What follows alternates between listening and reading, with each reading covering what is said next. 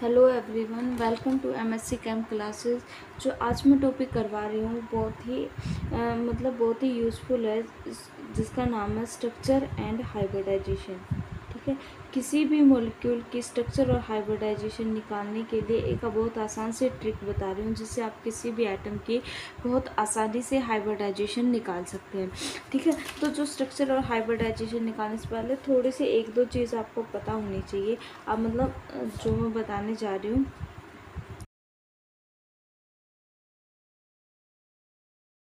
वो आपको थोड़ा सा रिकॉग्नाइज करना है। जैसे कि अगर हमें कोई भी मॉलिक्यूल दिया है, ठीक है, कोई भी मॉलिक्यूल दिया तो एक से ज़्यादा तो एटम होंगे ही उसमें। तो पहले हमें रिकॉग्नाइज करना है कि उसमें अपना सेंट्रल एटम कौन सा है। ठीक है, सेंट्रल एटम को रिकॉग्नाइज करने के लिए हम क्या करेंगे, दो कंडीशन है। ठीक है, पहली बात ये, जो सेंट्रल एटम है उसकी वैलेंसी ज़्यादा होनी चाहिए। जिस भी एटम की वैलेंसी ज़्यादा है, जिस भी एटम की वैलेंसी ज़्यादा, उसको आप सेंट्रल एटम मानेंगे। दूसरा क्या है, जो कम संख्या में, ठीक है, जिनका नंबर कम है, मॉलिक्यूल में एक से ज़्यादा एटम है और जिसका नंबर कम है, तो उसको आप सेंट्रल एटम मानेंगे। उसको क्या मानेंगे, आप सेंट्रल एटम मानेंगे। ठीक है, दूसरा क्या है, हमें थोड़ा सा वैलेंसी के बारे में पता होना चाहिए। जो सेंट्रल एटम की वैलेंसी के बारे में पता होना चाहिए। ठीक है, बस इतना ही हमें पता होना चाहिए। इससे हम कैसे निकालेंगे किसी भी मॉलिक्यूल की हाइब्रिडाइजेशन। उसमें क्या होता है, एक मतलब पहले हमें देखना है कि जो सेंट्रल एटम है उसमें नंबर ऑफ वैलेंस एटम कितने हैं। नंबर ऑफ वैलेंसी कितनी है। ठीक है, नंबर ऑफ वैलेंसी देखनी है। उसके बाद हमें प्लस करने हैं उसमें नंबर ऑफ मोनोवैलेंट। क्या करने हैं हमें, नंबर ऑफ मोनोवैलेंट एटम, भी कितने एटम उससे अटैच्ड है, जितने भी एटम अटैच्ड है उनका नंबर हमें करना है। फिर अगर उसके ऊपर प्लस चार्ज है तो आपको क्या करना है, प्लस चार्ज है तो उसमें से माइनस करना है, जितना भी प्लस चार्ज है उतना माइनस करना है। अगर माइनस चार्ज है तो उसमें से आपको प्लस करना है। ठीक है, अगर अपना मॉलिक्यूल के ऊपर क्या है, अगर मॉलिक्यूल के ऊपर पॉजिटिव चार्ज है तो उतना ही चार्ज, उतना ही नंबर हमें माइनस करना है। अगर हमारे मॉलिक्यूल के ऊपर माइनस चार्ज है, ठीक है, तो उतना ही नंबर हमें प्लस करना है। ठीक है, और इस सभी को डिवाइड कर देना है 2 से। ठीक है, तो उससे जो वैल्यू आएगी वो आएगी अपना स्टेरिक नंबर। क्या आएगी, स्टेरिक नंबर। स्टेरिक नंबर से आप कैसे निकालेंगे, उससे पहले थोड़ा सा और देख लेते हैं, थोड़ा सा हाइब्रिडाइजेशन के बारे में। जैसे sp है, ठीक है, तो sp का मतलब है कि अगर स्टेरिक नंबर 2 है तो हाइब्रिडाइजेशन होगी अपनी sp। ठीक है, यानी कि दो बॉन्ड बने होंगे, यानी कि दो बॉन्ड बने होंगे, एक S के साथ एक P के साथ। sp मतलब एक S है, P तो एक एक दो बॉन्ड बनेंगे। अगर जो अपना स्टेरिक नंबर यहाँ से जो वैल्यू आती है वो आती है 3, तो अपनी हाइब्रिडाइजेशन होगी sp2, यानी कि 3 बॉन्ड बनेंगे, एक S, दो P, 1 2 3। ठीक है, अगर अपनी यहाँ से 4 आता है तो हो जाएगी sp3। ठीक है, अगर अपना 5 आता है, अगर अपना नंबर 5 आता है, स्टेरिक नंबर 5 आता है, तो हो जाएगी sp3d। ठीक है, अगर 6 आता है तो sp3d2। ठीक है, ये हो जाएगी। ठीक है, अगर अपना स्टेरिक नंबर 2 आता है तो हमारी जो ज्योमेट्री होगी क्या होगी, लीनियर। क्या होगी, लीनियर। ठीक है, अगर अपना sp2 आता है या 3 स्टेरिक नंबर आता है तो क्या होगी, ट्राइगोनल प्लेनर। क्या होगी, ट्राइगोनल प्लेनर। ठीक है, अगर अपना 4 आता है तो हमारी होगी टेट्राहेड्रल। अगर 5 आता है तो होगी पेंटागोनल,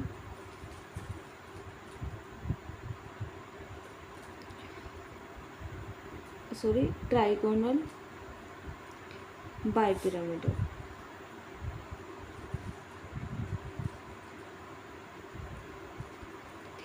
अगर अपना 6 आता है तो क्या होगी, ऑक्टाहेड्रल।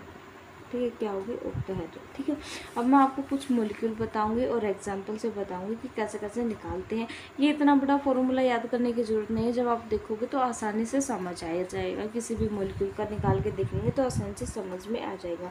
तो पहला जो है मैं मॉलिक्यूल लेती हूँ BeF2। ठीक है, तो हमें रिकॉग्नाइज करना है। इसमें मैं बिल्कुल बेसिक से बता रही हूँ क्योंकि सबको नहीं पता होता कि सेंट्रल एटम कौन सा है या कुछ भी, बिल्कुल बेसिक है। तो इसमें क्या है, जो कम नंबर में क्या है, बेरिलियम है। ठीक है, तो सेंट्रल एटम हम मानेंगे बेरिलियम के। वैलेंसी भी इसके फ्लोरीन है, फ्लोरीन की वैलेंसी 1 होती है, यानी कि एक बॉन्ड बना सकता है।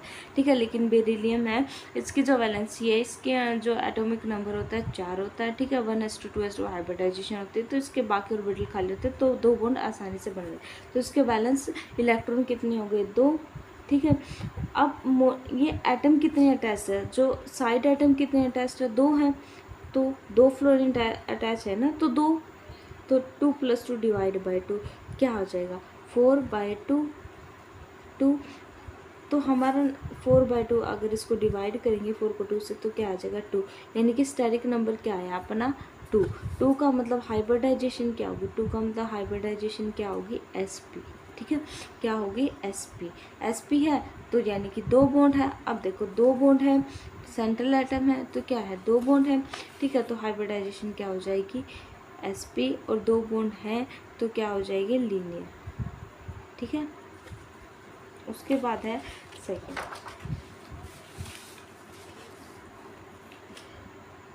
सेकेंड जो एग्जांपल है वो मैं ले रही हूँ। जो नेक्स्ट एग्जांपल है BF3 का। ठीक है, जो बोरोन है, बोरोन की वैलेंसी कितनी होती है, बोरोन की वैलेंस मतलब कितने बॉन्ड बना सकता है, 3। ठीक है, तो साइड एटम कितने अटैच्ड है, 3, तो डिवाइड बाई 2। ठीक है, तो 3 और 3 6 डिवाइड बाई 2। ठीक है, 2 को अगर 6 से डिवाइड करेंगे तो क्या आ जाएगा, 3। अगर अपना स्टेरिक नंबर 3 है तो हाइब्रिडाइजेशन क्या होगी, sp2, और ज्योमेट्री क्या होगी इसकी, हमने याद किया था, क्या होगी, ट्राइगोनल प्लेनर। ठीक है, उसके बाद जो नेक्स्ट एग्जांपल है वो है CH4 का। नेक्स्ट एग्जांपल है CH4 का। ठीक है, तो कार्बन की वैलेंसी कितनी होती है, सेंट्रल एटम मानेंगे कार्बन को, तो उसी की वैलेंसी लेंगे। कार्बन की वैलेंसी कितनी है, 4। साइड एटम कितने अटैच्ड है, 4, तो डिवाइड बाई 2, 4:4, 8 डिवाइड बाई 2 क्या हो गया, 4। ठीक है, यानी कि 4 है और 4 की 4 बॉन्ड है, क्योंकि एक आइटम अटैच्ड है तो एटलीस्ट एक बॉन्ड तो बनाएगा ही। तो 4 बॉन्ड है, तो हाइब्रिडाइजेशन क्या होगी, sp3। ठीक है, और जो ज्योमेट्री क्या होगी, इसकी ज्योमेट्री क्या होगी, टेट्राहेड्रल। ठीक है, उसके बाद है 5th एग्जांपल है PFPCl5। ठीक है, अब देखो हमें पता है हम जितने भी एटम लेके चल रहे हैं सारे क्या है, मोनोवेलेंट, यानी कि जो सेंट्रल एटम के साथ एक एक बॉन्ड बनाते हैं। ठीक है, वही लेके चले हैं फिलहाल में। तो जो फॉस्फोरस है, फॉस्फोरस कितने बॉन्ड बना सकता है, 5। ठीक है, तो यानी कि इसके वैलेंस इलेक्ट्रॉन की संख्या कितनी है, 5, और एटम कितने अटैच्ड है, 5। ठीक है, 5 और 5 10 डिवाइड बाई 2। ठीक है, 10 डिवाइड बाई 2 तो कितना हो गया, 5। ठीक है, यानी कि इसका जो स्टेरिक नंबर आया 5, और जो स्टेरिक नंबर अगर अपना 5 आता है तो आपको क्या बोलते हैं, ट्राइगोनल बाइपिरामिड। ठीक है, तो इसकी जो ज्योमेट्री क्या होगी, ट्राइगोनल बाइपिरामिड, तो जिसकी हाइब्रिडाइजेशन क्या होगी, 5। अगर अपना स्टेरिक नंबर 5 है तो हाइब्रिडाइजेशन क्या होती है, sp3d। ठीक है, उसके बाद है 6th एग्जांपल है SF6। ठीक है, तो जो सेंट्रल एटम है, जो कम संख्या में उसको मानेंगे, सेंट्रल एटम क्या होगा, सल्फर होगा। सल्फर के वैलेंस इलेक्ट्रॉन कितने, 6, और साइड एटम कितने अटैच्ड है, 6 और 6 12 डिवाइड बाई 2 तो कितना हो गया, 6। तो 6 स्टेरिक नंबर आया, तो ज्योमेट्री क्या हो गई, ऑक्टाहेड्रल। ठीक है, ज्योमेट्री क्या हो गई, ऑक्टाहेड्रल, और इसकी हाइब्रिडाइजेशन क्या हो गई, हाइब्रिडाइजेशन क्या हो गई, sp3d2। यानी कि जो स्टेरिक नंबर है वो बताता है कि हमारे जो कितने ऑर्बिटल हाइब्रिडाइज हुए हैं, कितने जो स्टेरिक नंबर है वो बताता है हमारे कितने ऑर्बिटल हाइब्रिडाइज हुए हैं और कितने बॉन्ड बने। ठीक है, तो 6 हो गए। ठीक है, ये तो थे बहुत ही सिंपल एग्जाम्पल, जो आगे मैं थोड़ा और थोड़े टिपिकल एग्जांपल लेके चलते हैं, जैसे कि पहला हमें SnCl2, ठीक है, H3O पॉजिटिव, ठीक है, अमोनिया के बारे में, ठीक है, H2O हो गया, ठीक है, ClF3 हो गया। उसके बाद कुछ और एग्जांपल ले लेते हैं, जैसे कि I3 नेगेटिव हो गया, I3 पॉजिटिव हो गया, XeF4 हो गया, ठीक है, ये एग्जांपल है, ठीक है। तो देखो पहले हम देखते हैं SnCl2 के, ठीक है, पहले हम देखते हैं SnCl2। SnCl2 में क्या है, जो टिन है, ठीक है, इसके वैलेंसी कितनी होती है, वैलेंस इलेक्ट्रॉन कितने होते हैं, 4, नंबर ऑफ एटम कितने हैं टेस्ट है, 2, ठीक है, डिवाइड बाय 2, 4 और 2 6, डिवाइड बाय 2 कितना आ गया, 3। इसका क्या गया, स्टेरिक नंबर आ गया 3, ठीक है। 3 के लिए क्या होती है हाइब्रिडाइजेशन, 3 के लिए होती है sp2, ठीक है। sp2 के लिए जो ज्योमेट्री क्या होती है, 3 के लिए हाइब्रिडाइजेशन होती है sp2। sp2 के लिए जो ज्योमेट्री क्या होती है, ज्योमेट्री होती है ट्राइगोनल प्लेनर। लेकिन इसमें हमें दिख रहा है कि इसमें जो Sn है, टिन है, उसने क्या बनाया, 2 ही बॉन्ड बनाए, ठीक है, 2 ही बॉन्ड बनाए। तो जो एक जो जगह, जो ट्राइगोनल प्लेनर में जो एक बॉन्ड की जगह रह जाएगी, उसकी जगह क्या आ जाएगा, लोन पेयर आ जाएगा, क्या आ जाएगा, उसकी जगह पे लोन पेयर आ जाएगा, ठीक है। जैसे SnCl2 का अगर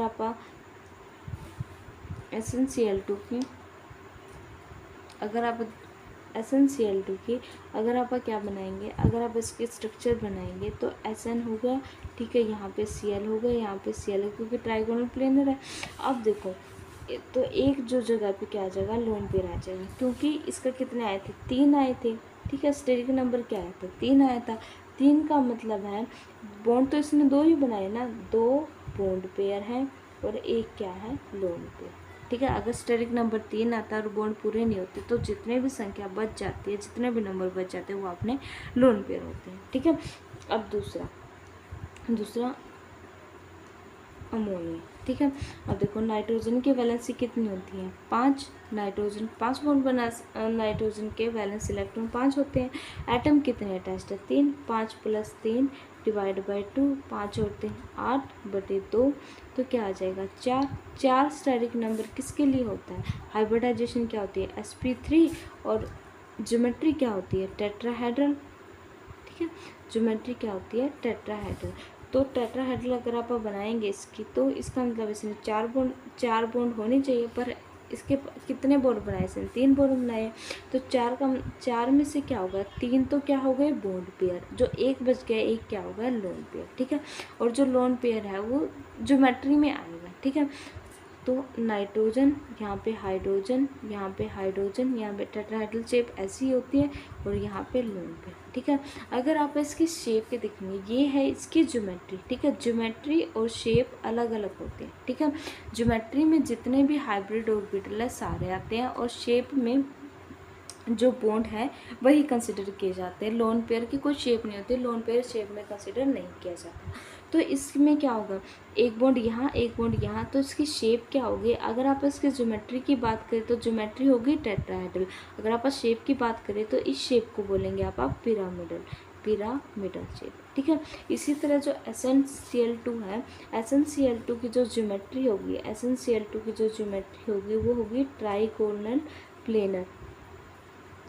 और अगर आप इसकी शेप की बात करें, शेप और ज्योमेट्री अलग अलग होती है, ठीक है। शेप की बात करें तो शेप होगी बेंट, या आप बोल सकते हैं वी शेप, बेंट या वी शेप, ठीक है। लोन पेयर शेप में पार्टिसिपेट नहीं करता, ठीक है। और पहली बात ये है, ये बात नोट कर लेना कि जो लोन पेयर है वो शेप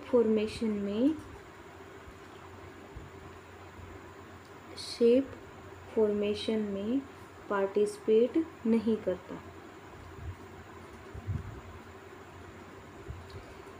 ठीक है।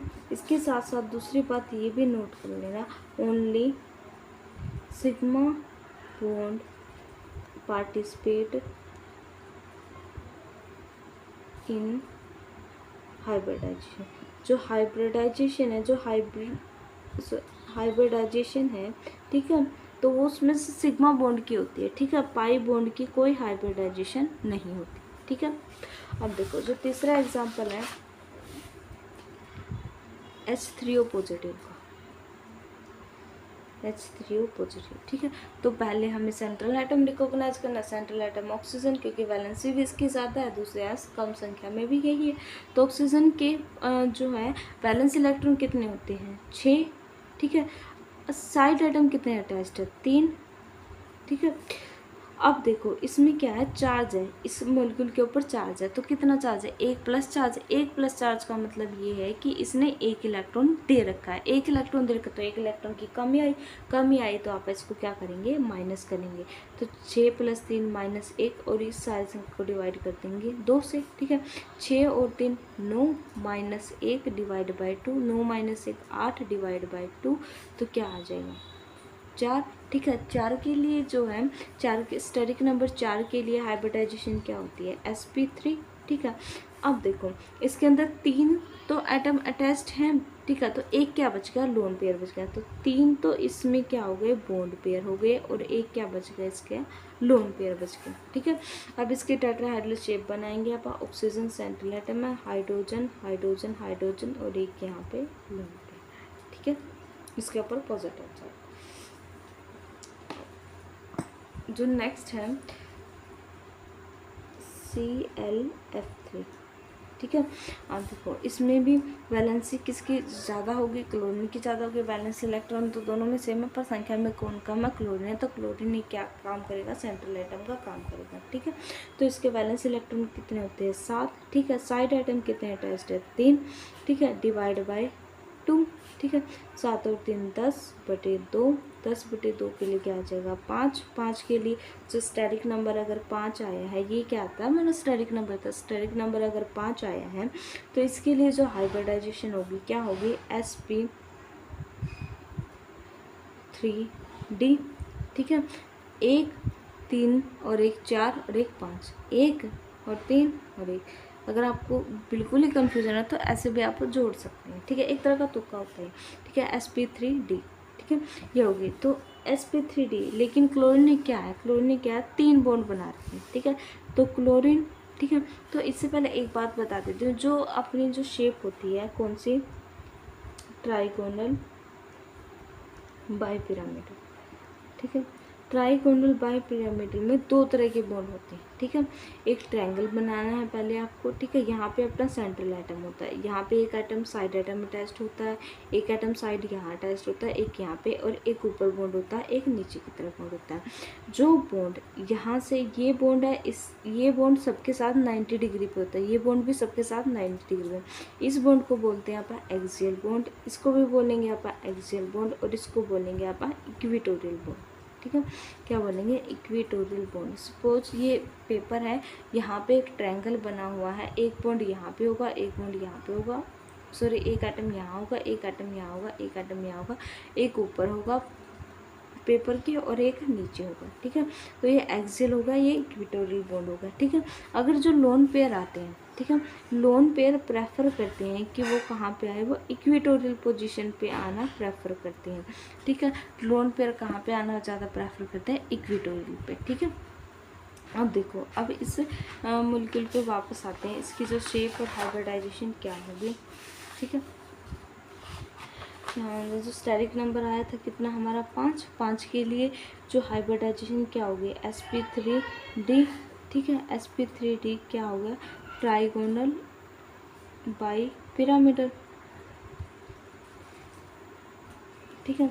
अब क्या है हमारा मॉलिक्यूल है ClF3, ठीक है। तो ClF3 में कितने बॉन्ड है, इसने क्लोरीन ने साफ साफ दिखा दिया 3 बॉन्ड बना रखे हैं। तो हम क्या करेंगे, पहले इसकी क्लोरीन है 3 बॉन्ड बनाने हैं, ठीक है। तो 5 में से क्या हो गए, 3 तो हमारे क्या हो गए, बॉन्ड पेयर हो गए, जो 2 बच गए क्या हो गए, लोन पेयर हो गए। तो लोन पेयर कहाँ पे प्रेफर करते हैं ना, इक्वेटोरियल पोजीशन पे, मैंने अभी भी बताया। तो यहाँ पे आ जाएगा हमारा एक लोन पेयर यहाँ पे आ जाएगा, एक फ्लोरीन यहाँ पे, एक फ्लोरीन यहाँ पे, एक फ्लोरीन यहाँ पे, ठीक है। तो ये हो जाएगी हमारी, अगर इसकी ज्योमेट्री देखें तो ज्योमेट्री होगी हमारे ट्राइगोनल बाइपिरामिडल। अगर आप इसकी शेप देखें तो शेप सिर्फ बॉन्ड पेयर की होती है, तो शेप कुछ ऐसी है इसकी, यहाँ पे क्लोरीन है, यहाँ पे फ्लोरीन है, यहाँ पे फ्लोरीन है, यहाँ पे फ्लोरीन है, सिर्फ बॉन्ड पेयर की शेप होती है। तो ये शेप कौन सी होगी? T shape. ठीक है, ये टी के जैसा दिखाई दे रहा है, तो ये कौन सी होगी? T shape. ठीक है, इसको अगर हम ऐसे करेंगे, इसको अगर हम ऐसे करेंगे तो ये टी की तरह दिखाई दे रहा है ना, तो टी शेप। ठीक है, अब नेक्स्ट एग्जांपल है वाटर मॉलिक्यूल का। ठीक है, वाटर मॉलिक्यूल में भी क्या होगा? सेंट्रल एटम इसको मानेंगे, अगर हम लोन पे ना ही दिखाए तो भी ऑक्सीजन को मानेंगे क्योंकि संख्या में कम है। तो ऑक्सीजन के वैलेंस इलेक्ट्रॉन कितने होते हैं? 6। साइड एटम कितने अटैच्ड है? 2। ठीक है, डिवाइड बाय 2, 6 और 2 8, डिवाइड बाय 2 क्या हो जाएगा? 4। स्टेरिक नंबर क्या आ जाएगा? 4। स्टेरिक नंबर 4 है तो हाइब्रिडाइजेशन क्या होती है? sp3। sp3 क्या होती है? टेट्राहेड्रल।